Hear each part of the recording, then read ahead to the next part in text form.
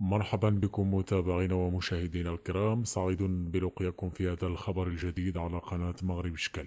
وهذا عنوان الخبر: فرنسا تغضب المغاربة وتقرر عرض منتجات كشر الحلال الإسرائيلية في الأسواق المغربية.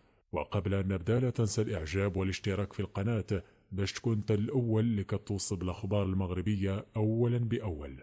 والآن إلى التفاصيل.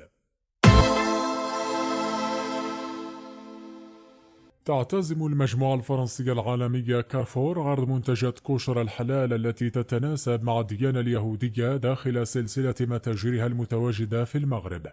وقال رئيس المجموعة ألكسندر بومبار خلال افتتاح أول فرع لكارفور قرب تل أبيب إن منتجات الحلال الإسرائيلية سيتم عرضها في فرنسا والمغرب والبرازيل، بينما يتم النظر في عرضها داخل متاجر المجموعة في أمريكا، وفق ما أوردت جريدة لوفيغارو الفرنسية بداية الأسبوع.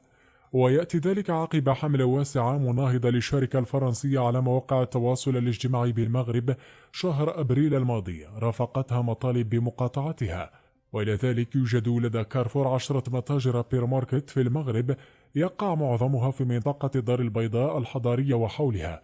ولدى المجموعة الفرنسية 30 فرعا منتشرة على نطاق واسع بمختلف المدن المغربية، فيما لا تزال الشركة الفرنسية المعروفة عالميا تسعى نحو توسيع شبكة متاجرها وأنشطتها التجارية بالمملكة المغربية. وكانت المجموعة الفرنسية العملاقة قد افتتحت الثلاثاء الماضي عشرات الفروع في إسرائيل، لتكون أول مجموعة أجنبية للبيع بالتجزئة تقتحم الأسواق الإسرائيلية.